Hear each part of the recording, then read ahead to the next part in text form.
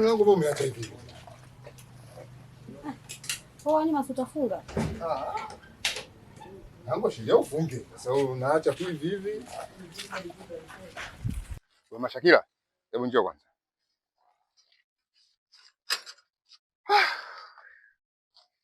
Mpaka kijasho kinanitoka. Haya, wewe mwenzangu tulivyoenda kule umeelewa nini? Sasa pale usielewa mume wangu nini? Kila siku vikao tukitoa vikao basi michango. Kila siku michango. Hivi kila tunakuwa tunatoa michango mpaka lini? Tunatoa michango mpaka lini? Sasa mume wangu, utake kila kitu serikali tusaidie. Kila kitu unachokitaji wewe serikali na walimu wapambane. Iko kitu hakiwezekani.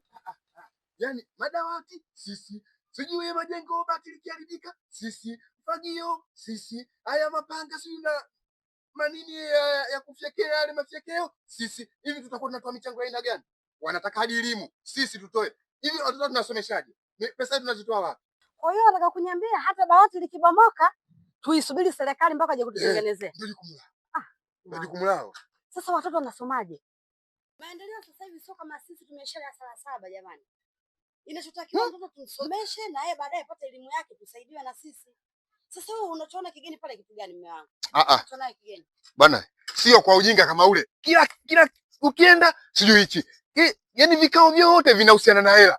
Kila kikao kifika hela. Haya sijui kuna elimu, sijui kuna kitu gani, sijui kuna kitu gani. Haya hapa nyumbani tunatakiwa tumhangaikie vitu vingine vya kwenda shule. Haya chakula vile tumetoa michango ya chakula na hakuna nilichokula. Anarudi hapa saa 4. Huo ujinga mimi sitaki upumbavu kama huo.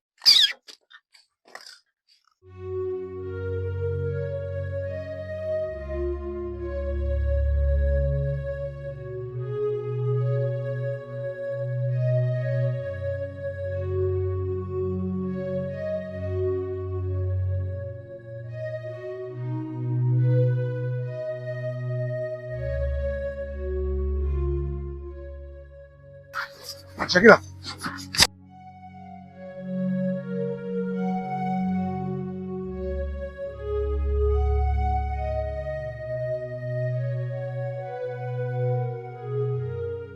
Habari?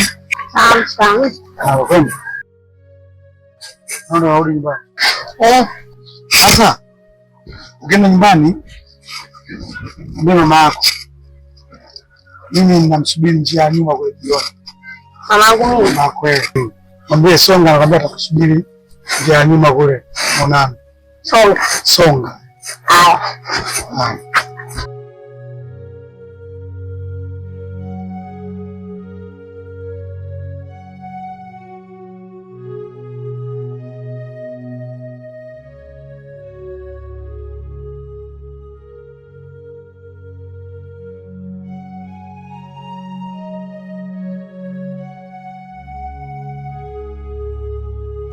Kiwango.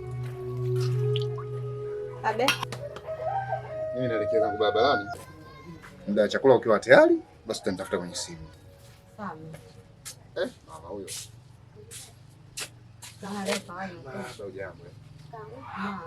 Za shule. Sasa mwanangu, ule mlolongo tuliokuta kule shuleni wa michango na kuomba mwanangu umerudi hapa nyumbani, baki hapa nyumbani mpaka nitakapoingiza pesa mfukoni kwangu mimi nipeleke kule kwa ajili ya michango. Umenielewa mwanangu?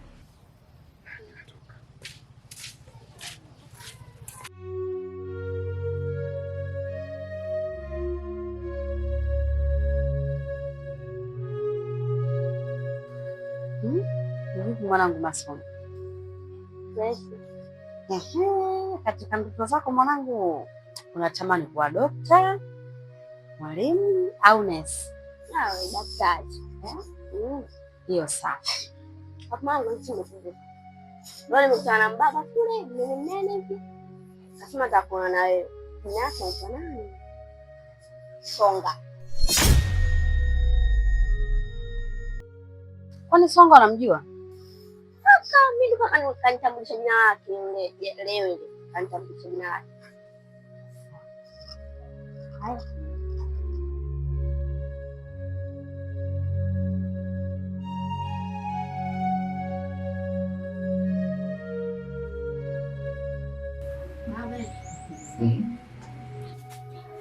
vyema tu mimi ningeenda shule. Maana ukakaa nyumbani hapo wenzangu wanasoma, alafu mtihani uko karibu. Mimi kama bora tu niende shule. Kama kupigwa nikapigwa kwa mkono, kama kufukuza anifukuze. Naam. Alichongea mtoto mimi nimekielewa. Ni vyema tu aende shule. Mkangu, mimi sina nia mbaya. Na sina nia ya kusema mtoto abaki hapa nyumbani au akae hapa nyumbani.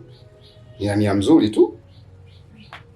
Lakini nilikuwa nategemea ndani ya wiki hii au ndani ya wiki moja tu mtoto wetu angerudi tena shule. Lakini imefikia sasa mpaka mwenyewe anasema yupo tayari hata kwenda kupigwa. Basi aende. Haya, nenda mama.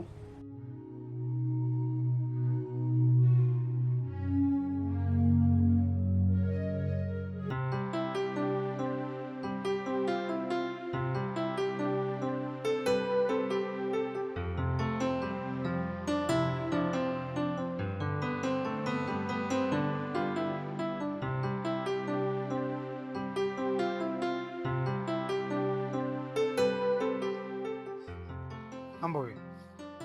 Poa, vipi? Safi za masiku. Safi pia. Safi kwema. Kwema. Ndani hapo. Utafuta sehemu tukakuongea kwa kirefu.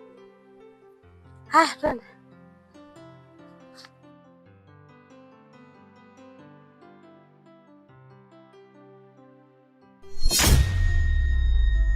Ania.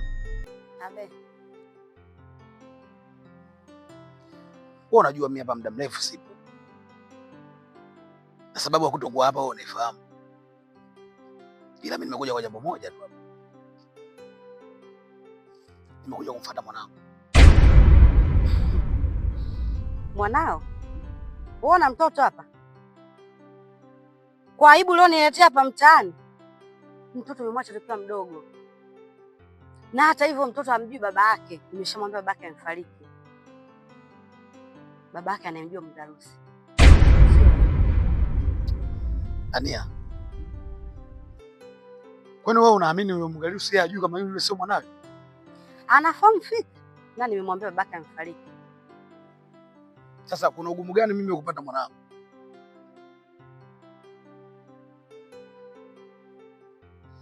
Kutokana miaka mingi imeondoka, mtoto hakujui. Na sijamwambia kabisa kama yeye ni baba yake. Sasa nafikiri mtoto atakuelewa vipi kama yeye baba yake? Haijalishi. Na hayo maneno naongea mimi sielewi. Sikiliza nikwambie. Tena ukome. Kumsimamisha mwanangu, kumpa salamu aniletee mimi. Ania. Ania. Jua hilo swala liwezekaniki. Kwa vyovyote vile lazima nitampata mwanangu.